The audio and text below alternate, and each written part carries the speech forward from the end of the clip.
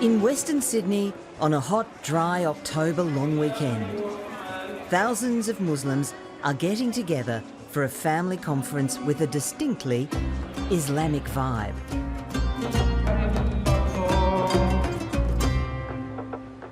It's a gathering of the faithful and a chance to mingle.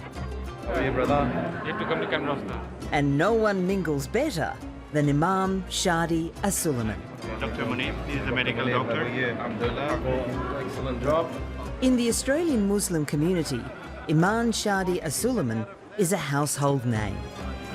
First photo for free, second photo we're going to charge you for it. He's president of the Australian National Imams Council. Well done everyone. Thank you. And a major player in Australia's religious and political landscape. Assalamu alaikum. So you've got two stories on. One, Dr. Shadi is almost on every page of this report. He's not biased because he does work very hard. Imam Shadi Alsuleiman was born and raised in Bankstown to Palestinian parents. From a young age, I started to explore my religious journey until I was 14 years old. I saw the need that we needed to make a bit of a change, and that change is that my generation struggled when we went to public places of worship, when we went to mosques, when we went to Islamic schools. The imams and sheikhs were predominantly from overseas, never spoken our language, never connected with us. When he was a teenager, Sheikh Shadi decided to go overseas to learn more about his faith. 16 years old, I decided to go to Pakistan, and you know, things turned around. I lived in different countries. I lived in the Indian subcontinent, I lived in Pakistan, I lived in Syria. I come from an Arab family. So obviously you look at the world and the people from different perspectives, and that gives you the understanding and the experience how to intermingle and socialize with different walks of life. Next to Dr. Ibrahim is Sheikh Shadi Alsuleiman.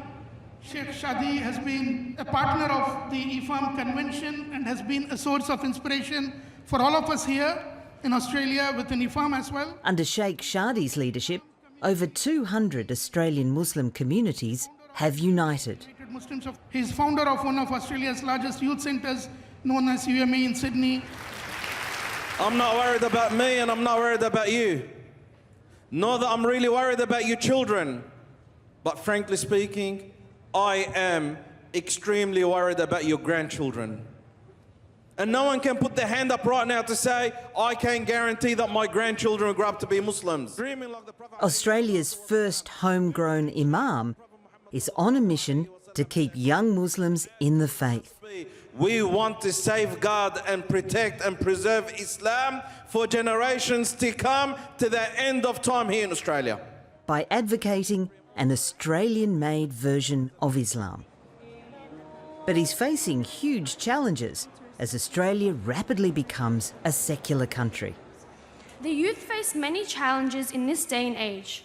The pressure that is being put onto the youth from society may cause teenagers to question their religion and follow the beliefs of secularization, as it may seem easier. A nice cap too. And Sheikh Shadi is doing everything he can to ensure the next generation of Australian Muslims don't follow that trend. All the best. Oh, for me. Thank you. I'll give it to my son.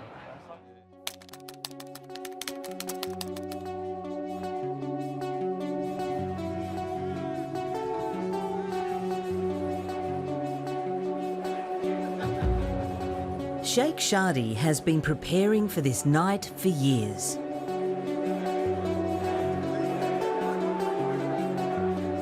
For the first time, religious leaders from the Jewish, Catholic, Hindu and Muslim faiths have united to form a political lobby group called Faith New South Wales. How are you going?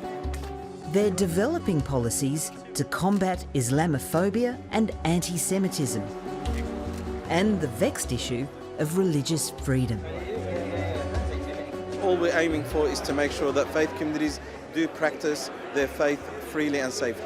It's a setting stone for the future of the Australian people in this country. Sheikh Shadi has been working hard behind the scenes to make Faith New South Wales happen. please welcome Imam Shadi Alsuleiman. Wow, what a beautiful night. What a beautiful gathering. And I was talking to a premier walking in. You're going to see a scene that does not exist anywhere around the world. So thank you all for coming tonight. Ladies and gentlemen, I welcome to the stage the New South Wales Premier, the Honourable Chris Minns.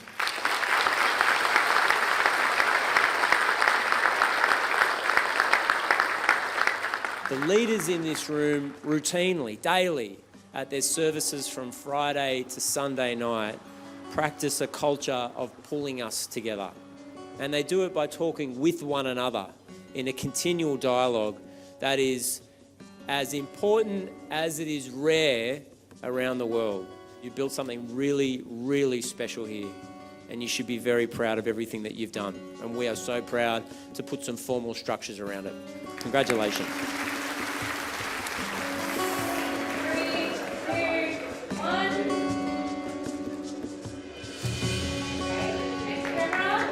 It was a night to hope, our faith leaders showing the power of working together. But will this newfound solidarity last?